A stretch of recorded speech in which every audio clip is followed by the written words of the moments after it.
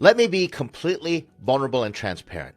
The one thing that makes me feel the most angry about being a startup founder is how alone I am all the time. Let me repeat that just in case you're thinking, what did he just say? The most angry I feel is when I am alone all the time as a startup founder. That's right, I feel angry about it. Now let me explain. But before I do, my name is Ed Kang. If we've met before, welcome back to my YouTube channel. If this is your first time here, welcome to my YouTube channel. I'm a 7-time funded founder with 2 exits, and that just means I failed a bunch of times, and I use videos like this to share my experiences with early stage founders, especially if you're in pre-seed, seed, to get that traction, find those investors, and avoid some of the catastrophic mistakes that I've made in my day as a serial entrepreneur so that you don't make the same mistakes to the severity. It's not to say you won't make mistakes at all, but you're going to avoid some of the catastrophic consequences that I've experienced myself, and that's the reason I want to share what I'm sharing today. Now, if you like this type of content, I really appreciate if you like, comment, subscribe, do all the social media stuff, and stay till the end of the video because I'm going to share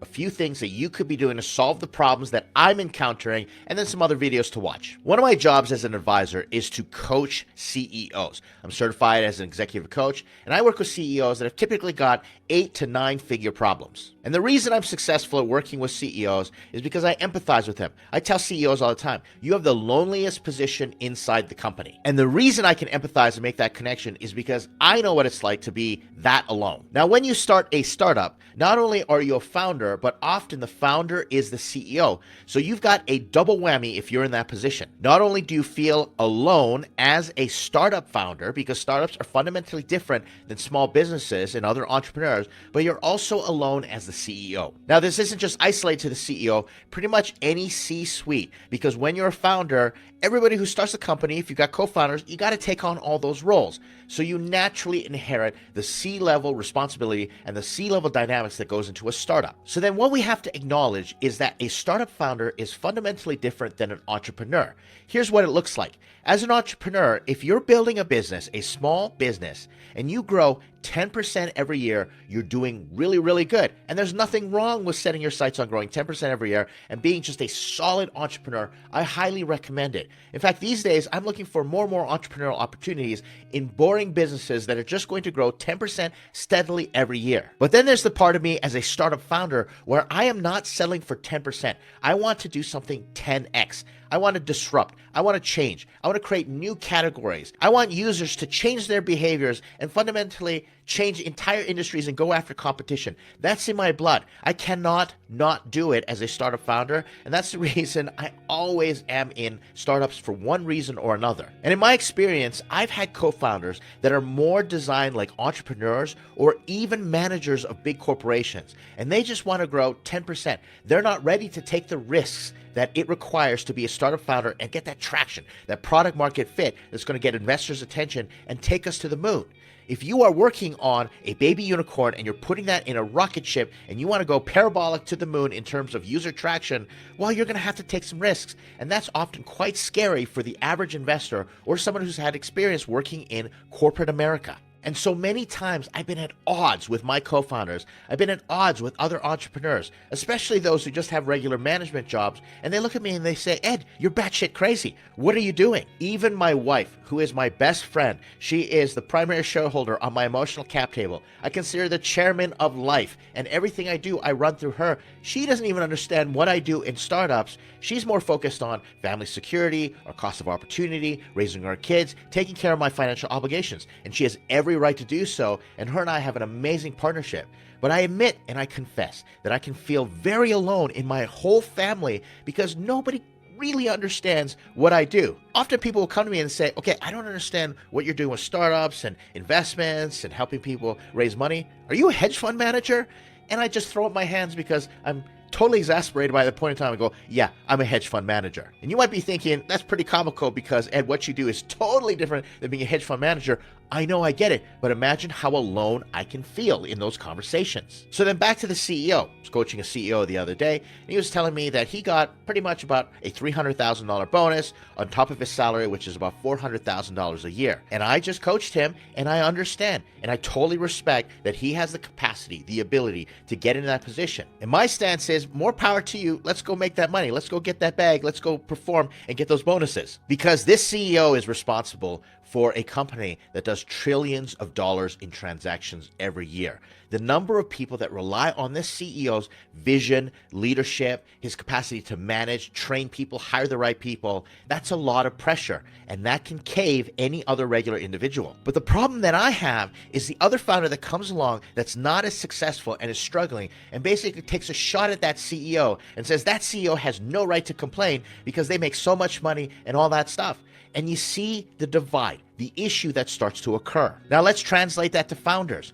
Founders aren't allowed to complain. There's something that occurs. I've experienced this before because a lot of people look at startup founders and they look at the Jeff Bezos, they look at the Elon Musk, and they think, okay, that founder is like a billionaire. And there's this insidious thought, something that goes through the mind of everybody around you that says, if you are trying to be that successful and you're taking those risks, you have no right to complain whatsoever. But the issue is we're human beings, not human doings. We are CEOs and founders of startups, but we're still human. We still experience the same feelings everybody else does. And then as soon as you start getting some success, as soon as you're a founder and you go raise that pre-seed round or that seed round, and everybody looks at the $100,000 check or the $1 million check that hit your bank account, then perceptions completely change as well.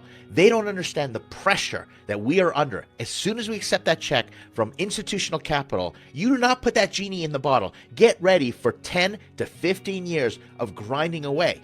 On top of which, we don't get to give ourselves raises, and we're in this really tough spot where we know that our startup needs the capital and we don't want to run out of runway, but at the same time, we have to eat, we have to pay our mortgages, we have to raise our kids, we have to pay for expenses. Now let me caveat that, if you're 22 years old and you're living out of mom's basement, you got all these startup dreams, I say YOLO it away, go for it. So then we get stuck between a rock and a hard place because we can't give ourselves a raise because investors aren't going to be happy because we need to keep using our capital to extend that runway.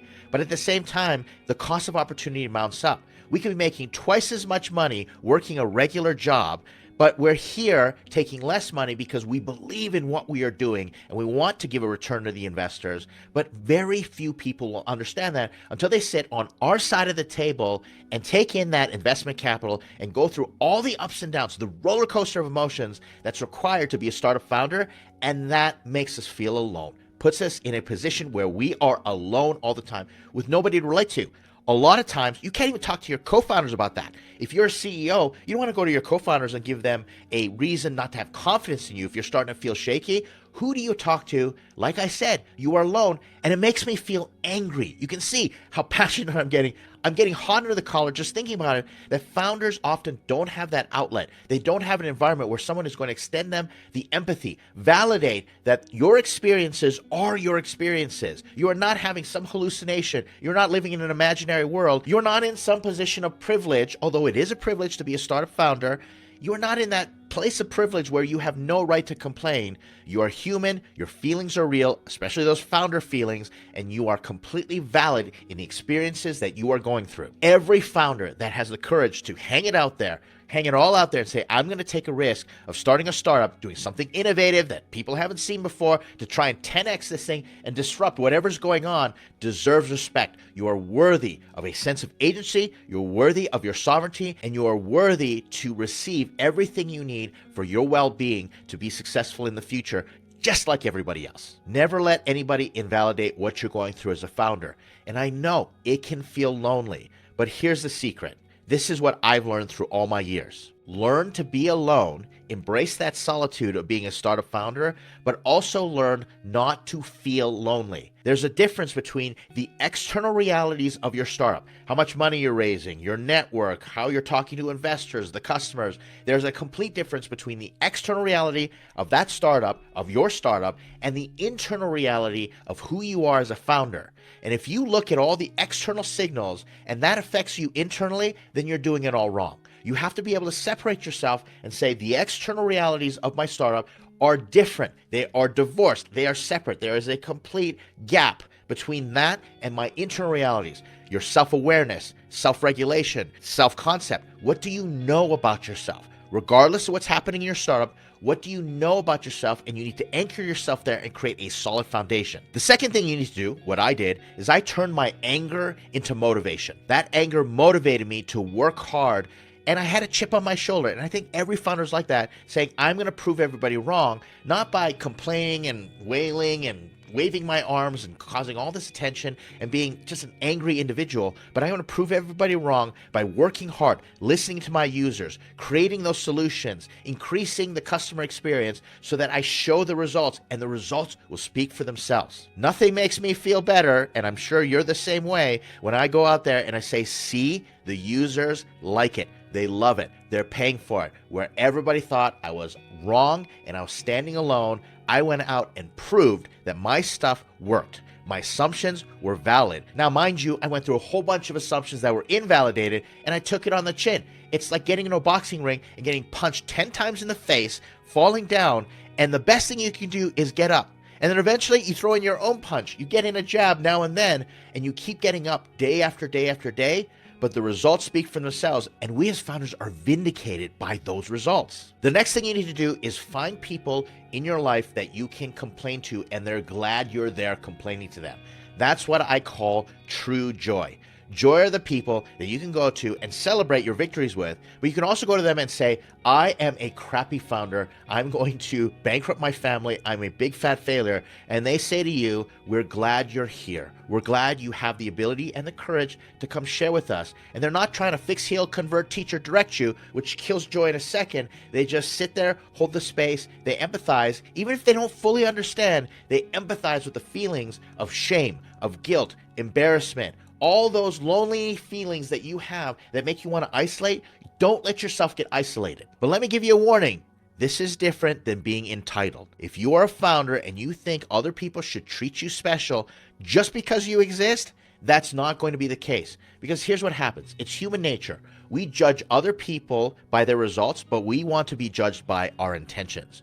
We want to be judged by how much we're trying, how much we believe in ourselves, how much we're earnestly going out there and giving it a go. And like I said, that's important. And you are worthy of all the respect in the world for doing that. But the world doesn't owe you anything. They're going to judge you by your results. Remember I said, get vindicated by your results. Don't expect to be treated differently by people around you, people with jobs, co-founders, investors, and customers just because you exist. Go out there and actually do something about it and give them something to judge. That's based on true, hardcore results. Measure the results, get the metrics there. Just because you feel good about yourself and you've got some confirmation bias going on and somebody tells you, oh yeah, you could be great, this startup is a great idea, it doesn't mean anything until you go out and prove it. But regardless of where you are in your founder journey and how you are doing, understand this, you are not alone. If you're part of my YouTube channel or you're just on YouTube, there are millions of founders out there. There are over 300 million startups that get launched every year. Over 300 million founders at least who are working hard and who are struggling and experiencing the same emotions as you. Just know, even if you are alone wherever you are, you do not have to feel lonely. We have communities. Get connected. Join us at startups.com. It's a plug. A lot of founders join us because they're lonely and confused. They don't know where to turn, and we're just happy to provide that community for everybody. And that's the reason that I am here. So here's what I want you to do. Let's keep getting to know each other. I got a couple other videos that I'm going to put on the screen. I'd like you to check out. Let's continue this journey together. I appreciate everybody who's supported us so far. This has been fantastic. I love hearing from all you founders. Leave a comment and let me know how you're experiencing being alone or loneliness or any emotion that you're experiencing. Let's support each other. Thanks again. I'm going to see you in the next video.